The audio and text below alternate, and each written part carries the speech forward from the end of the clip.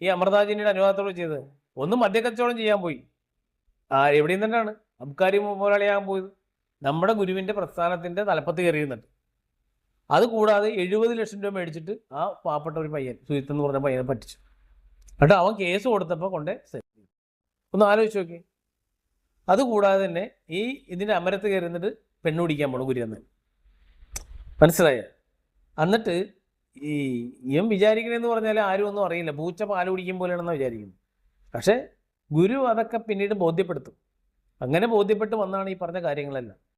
മനസ്സിലായ?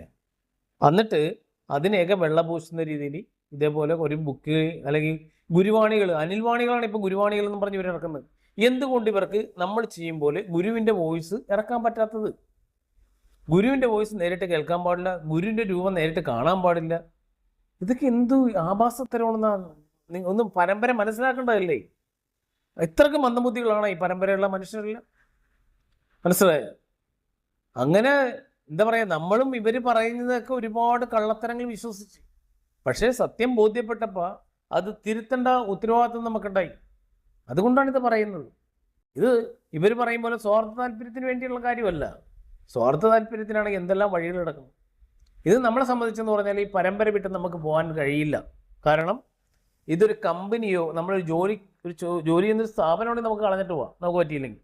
ഇത് നമ്മൾ കുഞ്ഞിലേ തൊട്ട് വിശ്വസിക്കുന്ന ഒരു പ്രസ്ഥാനത്തിന് ഇത്രയ്ക്ക് നാണം കെട്ട നാറ്റക്കേസായ കാര്യങ്ങൾ നടക്കുമ്പോൾ ഗുരുവിനെ മറന്ന് നമുക്ക് പോകാൻ മനസ്സനുവദിക്കുന്നില്ല. മനസ്സിലായ? അതുകൊണ്ടാണ്. അല്ലാതെ ഇവന്മാർ പറയും പോലെ അധികാരം, അവകാശം അതൊക്കെ നേടാനാണ് നിമിഷ നേരം മതി. മനസ്സിലായില്ലേ? നമ്മൾ പുറത്ത് സമൂഹത്തിൽ ഒരുപാട് ജീവിച്ചാണ്, ഒരുപാട് ബന്ധങ്ങളുണ്ട്, ഒരുപാട് അറിവ് അവിടെ നിന്ന് സമ്പാദിച്ചിട്ടുണ്ട്. നിയമപരമായിട്ടായാലും കൊള്ളാം, അല്ലാതെ ആയാലും കൊള്ളാം. മനസ്സിലായ? അപ്പോൾ ഈ ആൾക്കാരെ കണ്ണിൽ പൊടിയിടാൻ വേണ്ടി യുവന്മാർ ഭൃഷ്ടാംഗ ഭോജനമൊക്കെ ചെയ്ത് തോന്നിയവാസവും കാണിച്ചിട്ട് ആൾക്കാരോട് പറയും ഭക്തി, കരുണ, ദയ, കാരുണ്യം ഇതൊക്കെ പറഞ്ഞ് ആൾക്കാരെ പറ്റിച്ച് ജീവിക്കുന്നു. പരാന്ന ബോധ്യങ്ങളാണ് ഇവന്മാരെല്ലാം. മനസ്സിലായ? അത് സത്യമില്ല, നീതിയില്ല, ധർമ്മമില്ല, ഒന്നുമില്ലാത്ത. അതെങ്ങനെയാണ് ഉണ്ടാകുന്നത്? ഇവരുടെ ഈ തലപ്പത്ത് കയറി 25 വർഷമായിട്ട് ഗുരുസ്ഥാനത്തിന് വേണ്ടി പ്രയത്നിച്ചിട്ടിരിക്കുന്ന അവർക്ക് ഇല്ലാത്തത് എങ്ങനെയാണ് കിട്ടുന്നത്?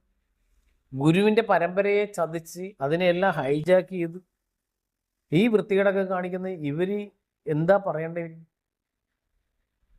അപ്പൊ അടുത്ത കേൾക്കാം. അപ്പൊ നമ്മളുടെ പുഷ്പസമർപ്പണത്തിന്റെ ആത്യന്തികമായ ഭാഗം എന്ന് പറയുന്ന ഇതാണ്. നമ്മള് പറയുമ്പോൾ മനസ്സിലാവാൻ ചിലപ്പോൾ ടെൻഷനുള്ള ഒരു കാര്യമായിരിക്കും. നമ്മൾ ആശയത്തിന്റെ അടിസ്ഥാനമായ